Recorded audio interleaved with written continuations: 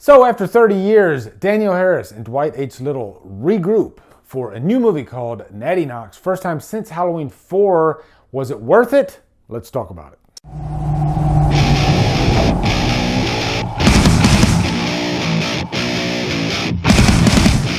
Natty Knocks stars Danielle Harris, Bill Moseley, Robert Englund, Charlotte Fountain Jardim, and is directed by Dwight Littlle.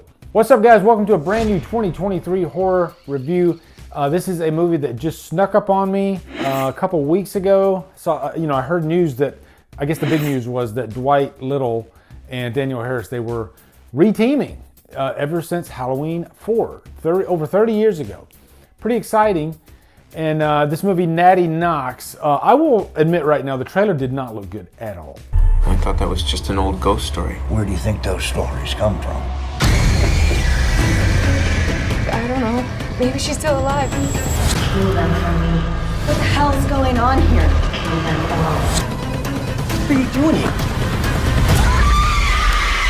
And I know a lot of trailers are made separately from the actual filmmakers.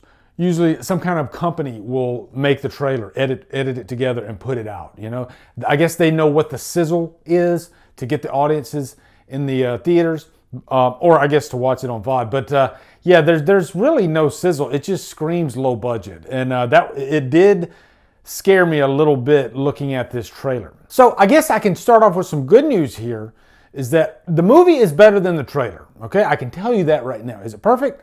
Hell no. But better than the trailer, okay? So anyway, before we go any further, let me give you a quick plot synopsis. Also, guys, before we dive in, be sure you subscribe to Drumdums Extra. That is my second channel. That's where I put a lot of my DD Live clips and whatnot. Not my reviews, but like unboxings, just everything outside of my normal content. But it's still mostly horror related. So Drumdums Extra, I'll put a card. Make sure you check that channel out and subscribe. There is this legend called Natty Knocks. The movie opens in 1976. Basically, she was this low-budget horror movie actress, sort of like what you had in The Final Girls, with the mother being an 80s scream queen. Well, she's not really a scream queen. She's doing like these B-level horror movies. And then times are tough. She wasn't getting parts anymore. And so eventually she becomes a prostitute. And she has, this son called Natty Knocks, and he's like hiding under the bed and everything. But long story short, she is accused of being a witch, and she is burned. She's sleeping with all these guys that are married, they're paying her because she's a prostitute.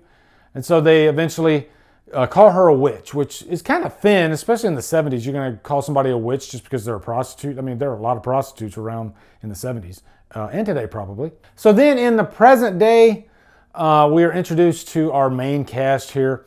It's mostly these young kids that are the main cast of this movie. We spend most of the time with them. You got this brother and sister, Wyatt and Jolie. Their babysitter is Britt. She's sort of the main character of the movie, although it's kind of an ensemble, I guess. But their mother is played by Danielle Harris. And now going into this, I was a little worried, like, how big of a part is Danielle Harris going to have in this, especially since this is the first time that she's done a movie with Dwight Littlle.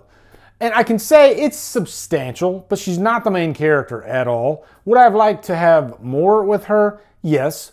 But I still think it's satisfying. And the big thing I was looking at when I was watching this was, does she have the chops as an adult? And I'm going to admit, I haven't seen every Danielle Harris movie within the past decade or whatever. A lot of her adult type stuff. I've seen some of it, of course. I've seen See No Evil 2, but she's good in this. She's still a talented actress.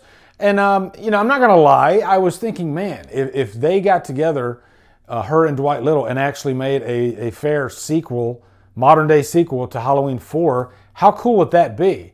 And, my wheels started turning when I was watching this, because I could almost see her as Jamie Lloyd in this movie. Jamie Lloyd would probably be grown up with kids and whatnot, and the table could be set. I'll just say that, all right? But that's enough about my Jamie Lloyd obsession. Now, there's a weird angle here involving copper. Like, they wanted to steal this copper so they could make some money off of it, so the kid can pay a cell phone bill.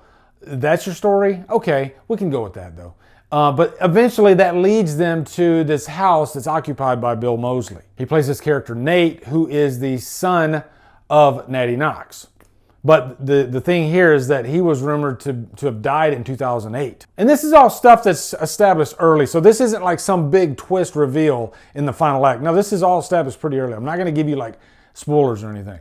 But two of the young characters, they see this assault happening with Nate and this girl. And so they think she's kidnapped. And so this is where the plot kind of escalates, and then they're trying to get the cops involved, and nobody's taking them seriously. And so, yeah, that's pretty much your story. Now, starting with the pros, I think the production value is surprisingly really good in this movie. It feels like, you know, I guess your modern horror type movies. I felt like this was going to look kind of bad based on the trailer.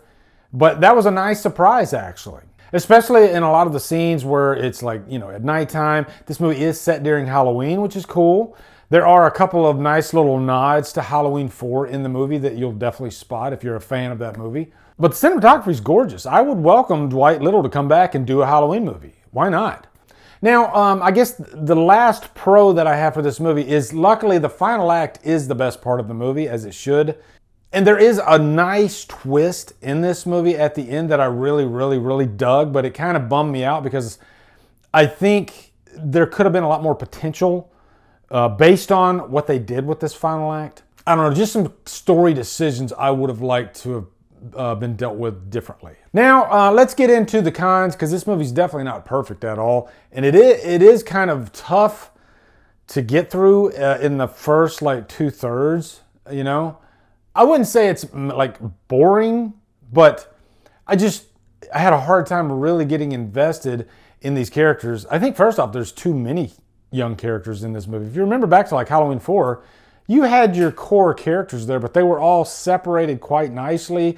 They intersected when they needed to, but I think when you keep characters separate, it helps you to get invested with them more. And this movie, I just felt like the characters were like all over the place, and it was hard to keep up with everybody and what was going on with them. And also, amongst all these characters, there's definitely some throwaway personalities, some bad acting. I wouldn't say the acting's like atrocious or anything, but I would have liked another take or two, you know, in some of these scenes for sure. And there definitely are some stupid character decisions in this movie. Like there's one scene where this young character goes into the house of the serial killer, knowing that that is the serial killer. And what does he do? He vocally projects, you know, tells the serial killer where he is, what he's doing. I know about you. I know what you did. What a moron. Would you literally go inside somebody's house and just start chanting pretty much threats at the killer? You know, the guy would have been dead in 2 seconds. It was really stupid. I think I think anybody that's going to go into the house of a killer, they're going to be quiet, right? You know, because they want to find them. So that was a bonehead move. I don't know why they did that. Also, the killer in this movie, nothing to write home about, you know. And it's a shame because this movie's propped up to have a decent killer, but really nothing memorable happens with him. The kills are pretty bland. And one thing I loved about Halloween 4, yeah, there's some great kills in there, like the shotgun kill. I mean, hell, there's actually quite a few great kills. And there's like none of that in this movie. You know, just your standard impalements with an axe. Maybe somebody gets stabbed. And really, I think the killing doesn't happen until, you know, much later in the movie. It's cool to see Robert Englund in here. He has a small part, but, you know, he's Robert Englund. He's definitely effective. But this movie rests on the young cast. And I will say, I did like the main character, the babysitter, Britt, which in some scenes, she definitely reminded me of a young Danielle Harris, which is kind of cool. And she's definitely got some screaming power, too. You know, that's a nice thing about having, you know, characters like that, and then also Danielle Harris who can scream. You know, it just amps up the excitement in the scene. So I guess overall, guys, I'm going to give this movie like I'll be generous. I'll give it a super low humdrum, all right? But I think there's just a lot of potential here. I did really like the ending, you know, but I think I wanted a different movie out of this, right? So it's cool that it's set on Halloween, but, you know, I'm thinking back to like recently Cobweb, which was set on Halloween. I think that's a much more effective movie. If you haven't seen Cobweb, definitely go out there and see it. It's only playing in so many theaters. I think only like a couple hundred, but yeah, that's a really good movie. Whereas this one should have definitely came straight to VOD. All right, so anyway, that's my review for Natty Knocks. Let me know down in the comments what you guys think. Probably gonna see some mixed reactions on this one. Also, be sure to come over to Killer Flicks where we talk horror all day and every day. And on Fridays, we do Free for Fridays. Follow me at Drumdums on my socials. Support me on Patreon. Buy me a coffee. And you guys, thank you so much for watching. Have a great day. Drumdum out.